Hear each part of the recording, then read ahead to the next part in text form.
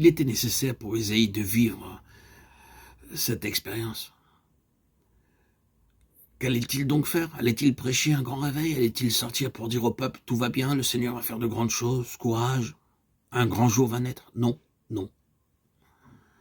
Rends insensible le cœur de ce peuple, endurcis ses oreilles et bouche-lui les yeux. On ne peut pas dire que c'était un travail très agréable. Qu'est-ce que cela signifie?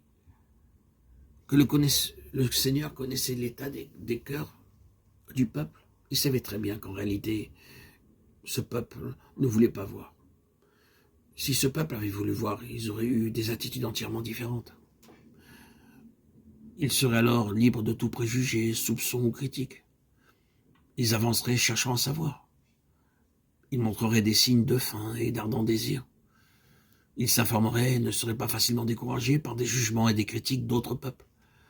Mais ils savaient que dans leur cœur, ils ne voulaient pas voir. Ce peuple ne voulait pas voir. Ce peuple ne voulait pas vraiment entendre quoi qu'il puisse dire. Le prophète dira plus tard qui a cru à ce qui nous était annoncé. Le Seigneur savait. Et le jugement vient toujours en conformité avec ce qu'il y a dans le cœur des gens. Si vous ne voulez pas, vous perdrez la faculté de vouloir. Si vous ne voulez pas voir, vous perdrez la faculté de voir. Si vous ne voulez pas entendre, vous perdrez la faculté d'entendre. Le jugement n'est pas mécanique, mais organique. Il vient en accord avec notre vie. Vous semez une graine de bonne disposition ou de mauvaise disposition, et vous récoltez de la capacité ou de l'incapacité. Un effet d'un ministère de révélation et de vie est de faire la lumière sur l'inclination ou la mauvaise volonté des gens pour leur propre jugement. Vous découvrirez alors qu'un ministère de révélation et de vie endurcit plus certaines personnes. Le Seigneur le sait. Continuer avec un ministère comme celui-là n'est pas très confortable. Vous devez être pour cela un homme crucifié, n'avoir aucun intérêt personnel. Si vous cherchez une réputation, de la popularité, du succès, des partisans, alors vous ferez mieux de ne pas aller par ce chemin, de ne pas trop voir, de ne pas voir les choses en profondeur. Il vaudra mieux mettre des œillères et être un incorrigible optimiste. Si vous allez du côté du dessein de Dieu, d'un peuple qui répond vraiment à sa pensée, ce sera un chemin bien délimité par la majorité qui n'en voudra pas et qui vous le fera savoir. Et vous irez par un chemin solitaire. Ils peuvent penser qu'ils ont des arguments en leur faveur, mais le fait est qu'ils n'ont pas faim et ne sont même pas assez désespérés pour examiner en détail et s'informer de première main. Ils sont facilement détournés par la critique la plus légère sur vous, votre position, votre ministère. Et vous devez continuer avec les quelques-uns, la poignée qui poursuit. C'est le prix de la vision, le prix de voir. Ésaïe devait être un homme crucifié pour exercer un ministère comme celui-là.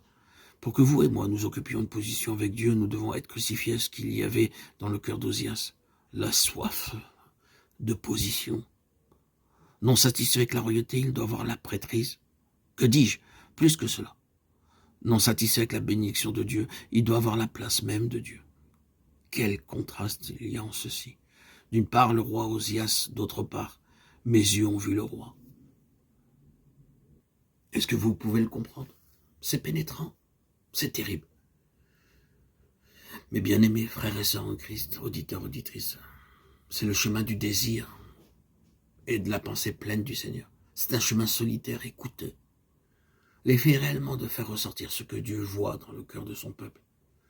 Et cela va signifier que nous souffrirons pour notre révélation, pour notre vision. Nous devons payer un grand prix pour voir. Nous devons pour cela être bien crucifiés et venir à la place où nous disons « Je suis perdu, je mérite la mort, je ne peux que sortir ». Et le Seigneur de dire « C'est juste, c'est ce que je veux, que tu sortes ».